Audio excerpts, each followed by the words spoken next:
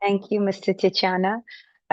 Morning, Chairperson. Good morning, honorable members.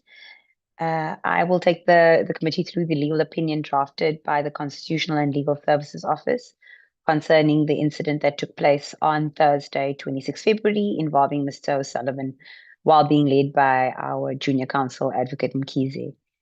Members, as the chairperson pointed out, you have all received the legal opinion. It was circulated to the chairperson on Friday at 8 p.m. I will therefore confine my remarks to a concise executive summary, and with your permission, chairperson, I'm confident that the members have an opportunity to have considered the opinion in full. So this will be really brief. By way of background, members, you will recall that during the examination of Mr. O'Sullivan, he became really agitated and repeatedly indicated that he needed to leave the hearing by 1 to avoid missing a flight. And despite the request from the chairperson and members to remain seated and complete his testimony, he stood up and left the proceedings. The central question, therefore, is twofold, honorable members. What are the remedies available to this committee to compel Mr. O'Sullivan to complete his examination? And secondly, does his conduct constitute an offence or a contempt of Parliament? The legal opinion that members have received analyzes the applicable regulatory framework, including the relevant rules of the National Assembly, the applicable provisions of the Constitution, and 4 pertinent sections of the Powers and Privileges Immunities of Parliament and Provincial Legislatures Act, the PIPLA.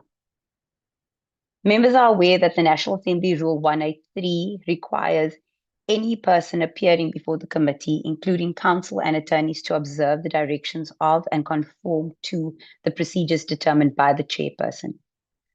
Further, members are aware that Section 56A of the Constitution empowers the National Assembly or any of its committees to summons any person to appear before to give it evidence. The key issue for legal clarity is what are the provisions in the PIPLA which are applicable to the present facts. If members will indulge me, I'll briefly address the relevant sections and their applicability.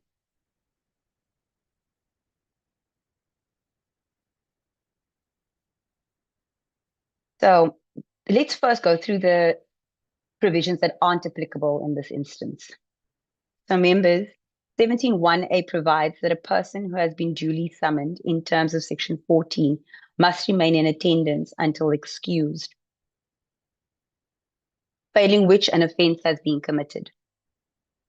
As Mr. Sullivan was invited and not formally summoned, this section does therefore not apply. If we move on to Section 13, Section 13, read with 12, deals with the contempt of Parliament by a member who contravenes specified provisions of the Act. As Mr. O'Sullivan is not a member of Parliament, this provision is likewise inapplicable. However, if we proceed to Section 7A of the PIPLA, 7A of the PIPLA is of particular relevance.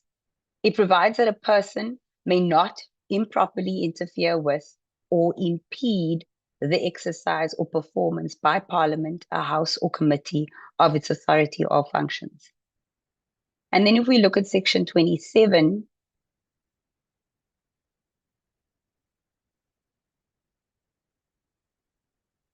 it stipulates that the contravention of Section 7 constitutes an offence, attracting liability to a fine or imprisonment.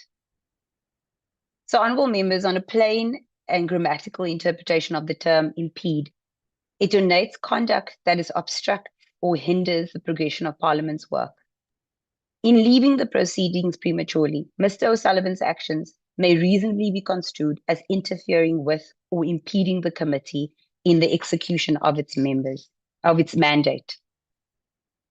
Honourable members, the committee's terms of reference require it to assess the veracity of allegations advanced by various witnesses, including that of Mr. O'Sullivan, whose evidence was material, particularly in relation to allegations of political interference in police operations.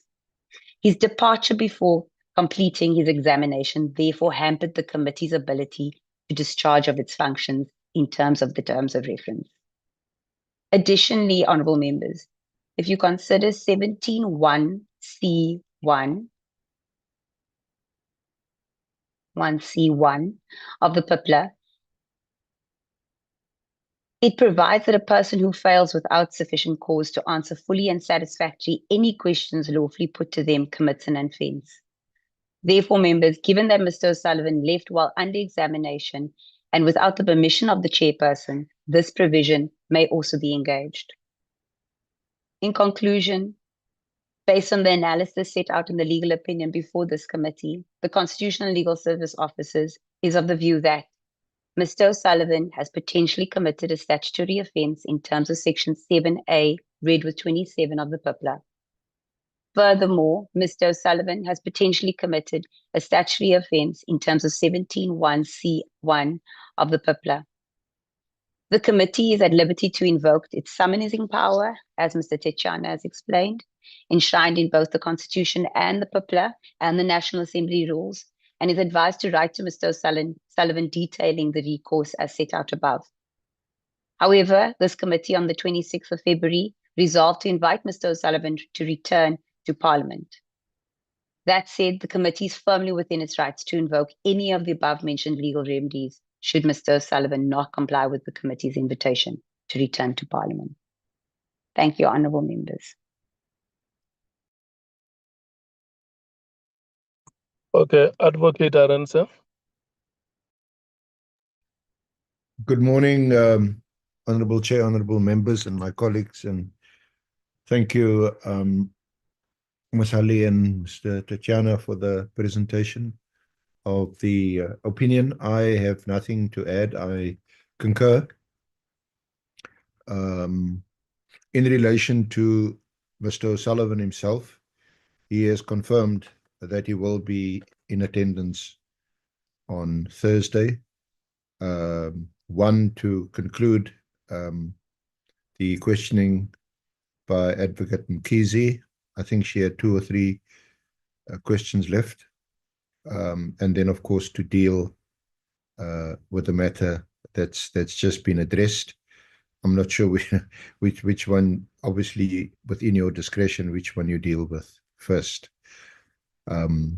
Otherwise, in relation to the, if someone can just flight the witness or the proposed witness schedule, if I could go through that, Honourable Chair, honourable members.